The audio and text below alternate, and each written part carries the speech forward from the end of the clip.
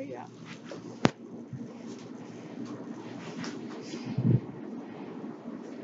Okay.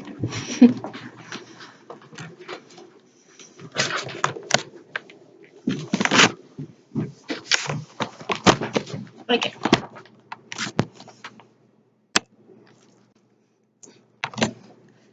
Okay. Today I'm going to be talking about the three branches of government. In 1787, leaders of the state gathered together to write the Constitution, a set of rules that indicated how the new nation would be governed. Our founding fathers decided to make three separate governments that were equal in power but worked towards different goals.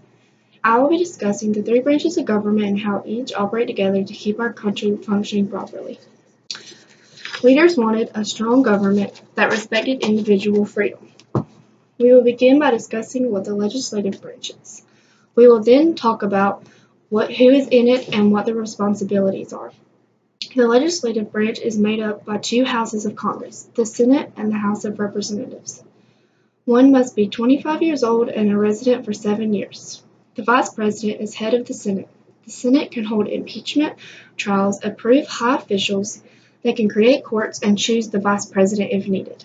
The Speaker of the House is over the House of Representatives. The legislative branch has multiple roles in the government. The most important role is to make laws. They also can coin money and approve treaties. The legislative branch can make rules on trade and declare war. They can impeach officials, choose a president if they need to, finance the government, as well as create lower courts and provide growth. The legislative branch creates the laws, then the executive branch enforces them. Next, we will discuss the members and responsibilities of the executive branch. The executive branch is made up of the president and his cabinet. The president must be a native 35-year-old male person and a resident for 14 years. He is the head of state and the commander-in-chief of armed forces. He also can enforce laws that have been written by Congress. The cabinet is responsible for advising the president on any subject that is related to the duties of each member's office. We will now discuss the responsibilities of the executive branch. The executive branch is responsible for foreign policies. They can send military to foreign countries as well. The executive branch can make treaties with other countries and command the armed forces. Last but not least, the judicial branch reviews the laws enforced. After a law is created and enforced, the law is interpreted. The judicial branch is made up of the courts. I will be discussing the Supreme Court, circuit courts, local and city courts. Also, we will talk about the responsibilities of the judicial branch. The Supreme Court is the head of all courts. The Supreme Court makes decisions that are of national importance. They are made up of 9 justices who are appointed by the president for life. We will now talk about circuit, local, and city courts. Circuit courts hear felonies, capital offenses, and issues that deal with money over $5,000.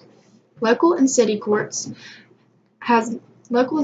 deal with smaller issues such as tickets and divorces. The judicial branch has many responsibilities that involve laws and courts. The judicial branch can decide if a law is constitutional or if a president's action is constitutional or not. They may review courts, and they also can review cases tried in lower courts.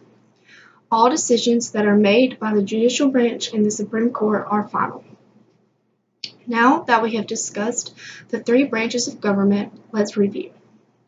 There are 3 branches of government. They each hold powers that are equal but work towards different goals. Each branch has responsibilities that are related to creating laws, enforcing them, or interpreting them. We discussed what each branch is made up of and what they do to run the country well. The Founding Fathers wanted to form a government that didn't give one person too much power. They were afraid that if one group had too much authority, then the country would turn into a tyranny or a dictatorship. They worked really hard to create 3 branches that had different goals but they worked together to form a functioning government that didn't ignore the rights of the citizens or what we wanted as a country. This is done by checks and balances. Checks and balances allows each power and each branch to check the other branch, and if it's not in balance, they can fix it so everybody has equal powers. I chose to discuss this with you today so that when you're celebrating 4th of July this weekend, you will have a little background history of the work that was put in to create a free and functioning country. So let freedom ring. Thank you. This is my PowerPoint. I didn't know how to put it on there.